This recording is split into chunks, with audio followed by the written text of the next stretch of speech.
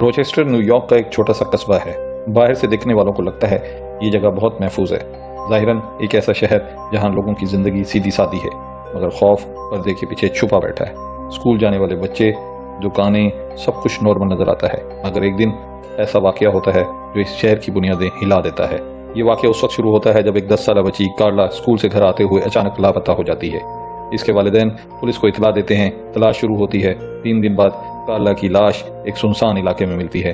देखने वालों के दिल दहल जाते हैं। बच्ची के जिस्म पर तशद्दुद के निशानात हैं, साथ ही सफ़ेद बिल्ली के बाल मिलते हैं। पुलिस फौरन इलाके को घेर लेती है। वालिदैन गम से निढाल है। मीडिया हलचल मचा देता है। ये खबर पूरे शहर में फैल जाती है कि कोई कातिल आज़ाद घूम रहा है जो छोटे बच्चों को निशाना बना रहा है। पुलिस ऑफिसर मेगन इस केस की इन्वेस्टिगेशन ऑफिसर मुकर्रर होती हैं। मेगन ज़हीन, मेहनती और तेज़ नज़र रखने वाली खातून है। वो फाइलें देखते ही कहती है बच्ची का नाम कार्ला है और जिस इलाके में वो लाश मिली है वो चर्चवाइल है। दोनों का पहला हर्फ सी है। मेगन कहती है ये महज इत्तफाक नहीं बल्कि एक कातिल का इंतखाब है। ये कोई सीरियल किलर है जो हरूफ तहज्जी को अल्फ़ाबेट के मुताबिक अपना शिकार चुनता है। मेगन का फियांसे और साथी ऑफिसर केंट इससे मुत्तफिक नहीं। वो समझता है ये महज इत्तफाक है और मेगन जज्बाती हो रही है। वो मेगन को समझाता है कि केस को पैटर्न के बजाय सबूत के हिसाब से चलाया जाए, लेकिन मेगन जिद पर अड़ जाती है। वो केस की हर तफसील को इसी पैटर्न के साथ जोड़ने लगती है। दोनों के दरमियान बहस बढ़ती है जिससे इनका रिश्ता भी कमजोर पड़ने लगता है।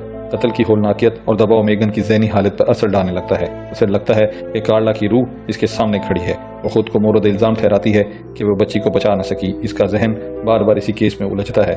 वो बार बार अपने अफसरान से कहती है कि कातिल दोबारा वार करेगा, लेकिन सब उसे नजरअंदाज करते हैं। शहर में लोग खौफजदा हैं। वालिदैन अपने बच्चों को अकेला स्कूल नहीं भेजते। छोटा सा शहर हलचल का शिकार है, मगर पुलिस के पास कातिल के बारे में कोई सुराग नहीं। कि सब इसे पागल समझते हैं। कोई इसकी बात पे यकीन नहीं करता।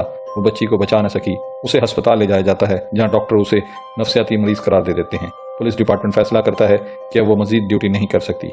इसे मुअत्तल कर दिया जाता है और इलाज के लिए नफ्सियाती वार्ड में भेज दिया जाता है। इस दौरान केंट इससे दूर हो जाता है। वो चाहता है कि मेगन अपनी जिंदगी बचाए, लेकिन इसके दिल में एक बात पक्की है, कातिल जिंदा है, वो दोबारा वार करेगा। मैं हार नहीं मानूंगी, मैं वापस आऊंगी और इस शैतान को ढूंढूंगी। कार्ला के कत्ल को कुछ अरसा गुजर चुका है। पुलिस ने बज़ाहिर तहकीकात बंद नहीं की, मगर शहर के लोग समझते हैं कि अब खतरा टल गया है। लेकिन अचानक एक और खबर पूरे शहर को हिला देती है। 12 साल लड़की वेंडी लापता हो जाती है। 3 दिन बाद उसकी लाश एक करीबी छोटे कस्बे वेस्टर से मिलती है। लड़की के कपड़ों पे और जिस्म पे वही तशद्दुद के निशानात हैं। मेगन की पेशेंटगोई सच साबित हो जाती है। कातिल वाकई दोबारा वार करता है और एक नया पैटर्न वाज़े करता है।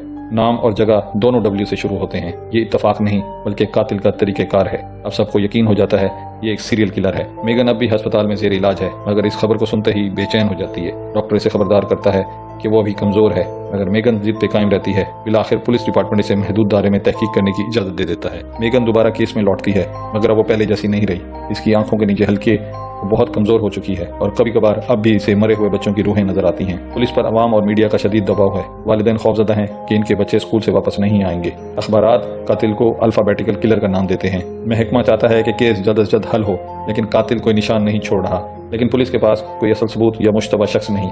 केंट अब भी पुलिस में है, मगर इसका और मेगन का रिश्ता टूट चुका है। जब मेगन वापस आती है तो दोनों के दरमियान अजीब सा फासला होता है। केंट उसे कहता है तुम्हें ये सब दोबारा शुरू नहीं करना चाहिए, तुम पहले ही बीमार हो। तो जवाब देती है मैं बीमार नहीं हूँ, मैं ठीक हूँ और तुम जानते हो मैं ही हूँ जो उसे रोक सकती हूँ। केंट लाजवाब हो जाता है। वो जानता है कि मेगन की बात में वजन है, मगर इसकी ज़हनी काफियत पर भी शक है। चंद हफ्तों बाद तीसरा कत्ल होता है। एक लड़की जिसका नाम मिशेल है लापता होती है और बाद में इसकी लाश मैकडोनल्ड रोड के करीब से मिलती है। अब पैटर्न बिल्कुल ही वाज़ेह है। हर बच्ची का नाम और जगह एक ही हर्फ से शुरू होते हैं। कार्ला चर्चवाइल रोड पे, वेंडी वेस्टर पे और मिशेल मैकडोनल्ड रोड पे।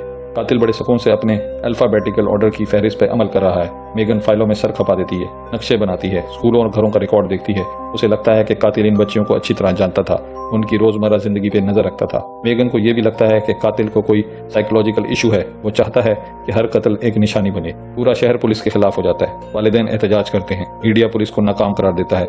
पुलिस चीफ मेगन पे जोर डालता है कि कोई नतीजा निकाले, मगर सबूत अभी भी नाकाफी हैं। मेगन को एक मुश्तबा शख्स का सुराग मिलता है। पुलिस उसे गिरफ्तार करती है, मगर सबूत नाकाफी होते हैं। अदालत उसे छोड़ देती है।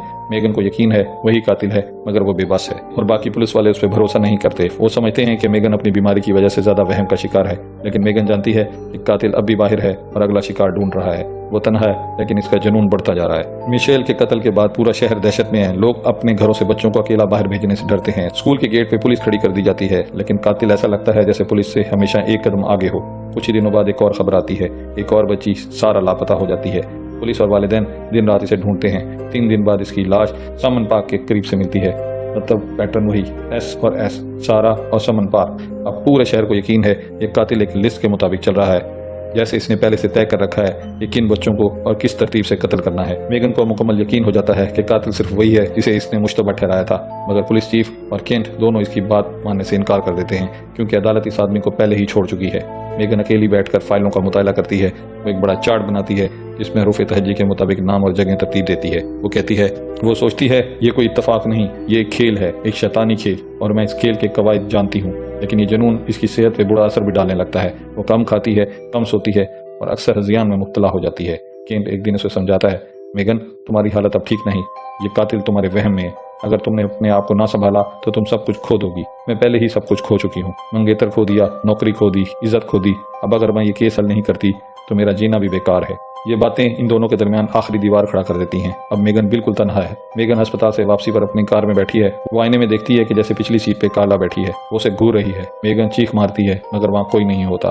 کچھ دن بعد جب وہ گھر میں بیٹھی ہوتی ہے، اسے لگتا ہے کہ جیسے کوئی اس کے کمرے میں گھس آیا ہو۔ کھڑکی کا پردہ ہلتا ہے، سایہ سے گزرتا ہے۔ وہ دوڑ کر دروازہ بند کر لیتی ہے۔ یہ سب حقیقت ہے یا اس کا وہم، وہ خود بھی فرق نہیں کر پاتی۔ میگن چارٹ پہ اگلا نام ڈھونڈتی ہے۔ وہ کہتی ہے کہ قاتل اب ٹی پہ آ سکتا ہے۔ جو اگلا نام ہے وہ ٹی سے شروع ہو سکتا ہے۔ وہ مقامی ریکارڈ میں ایسے بچوں کے نام تلاش کرتی ہے جن کا آغاز ٹی سے ہو اور وہ ٹی کے علاقے میں رہتے ہوں۔ وہ مقامی ریکارڈ میں ایسے بچوں کے نام تلاش کرتی ہے جن کا نام ٹی سے سٹارٹ ہو اور وہ ٹی نام کے علاقے میں رہتے ہوں۔ اسی دوران ایک رات وہ تنہا گھر میں جا رہی ہوتی ہے کہ اچانک کوئی نقاب پوش اس پہ حملہ کرتا ہے۔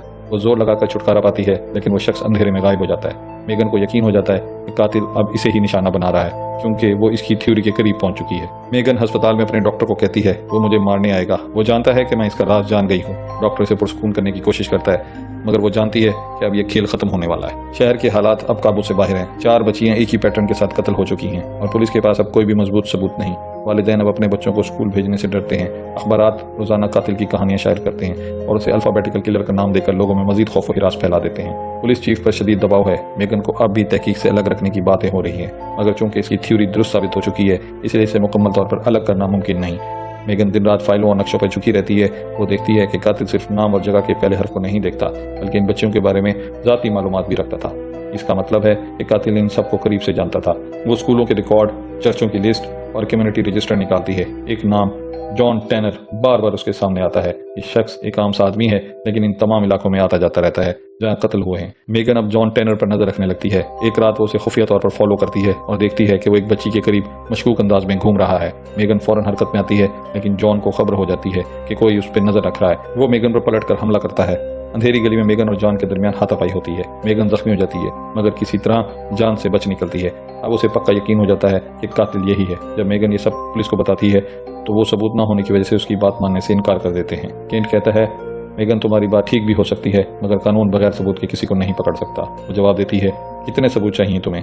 4 بچیاں مر چکی ہیں، اگلی باری آنے سے پہلے ہمیں کچھ کرنا ہوگا، لیکن پولیس کچھ نہیں کرتی۔ اب قاتل خود میگن کو ختم کرنے کا فیصلہ کرتا ہے۔ ایک رات وہ میگن کے گھر میں گھس آتا ہے۔ میگن کو لگتا ہے کہ پھر سے وہم ہے، مگر اس بار یہ حقیقت ہوتی ہے۔ جان اسے قابو میں کر لیتا ہے اور کہتا ہے، تمہیں حقیقت جاننی ہی نہیں چاہیے تھی، اب تم بھی ان بچوں کی طرح خاموش ہو جاؤ گی۔ مگر میگن پوری جان لڑا دیتی ہے۔ دونوں کے درمیان ہاتھا پائی ہوتی ہے۔ آخر کار میگن قریب رکھے ایک وزنی چراغ سے جان کے سر پہ وار کرتی ہے اور کسی طرح خود کو بچا لیتی ہے۔ کچھ دیر میں پولیس پہنچ جاتی ہے اور جان کو گرفتار کر لیتی ہے۔ جب اس کے گھر کی تلاشی لی جاتی ہے تو وہاں سے کئی بچوں کے کپڑے، ان کے اسکول کی ڈاکومنٹس اور سفید بلی کے بالوں سے بھرے بیگز ملتے ہیں۔ اس کی دیوار پر ایک چارٹ بھی ہوتا ہے جس میں حروف تہجی کے حساب سے نام اور جگہیں لکھی ہوتی ہیں۔ یہی قاتل ہے اور آخرکار الفابیٹیکل کلر کا راز کھل جاتا ہے۔ قاتل ضرور پکڑا جاتا ہے، لیکن میگن ٹوٹ چکی ہے۔ وہ بار بار سوچتی ہے کہ اگر پولیس شروع میں اس پہ یقین کر لیتی تو شاید اتنی بچیاں نہ مرتی۔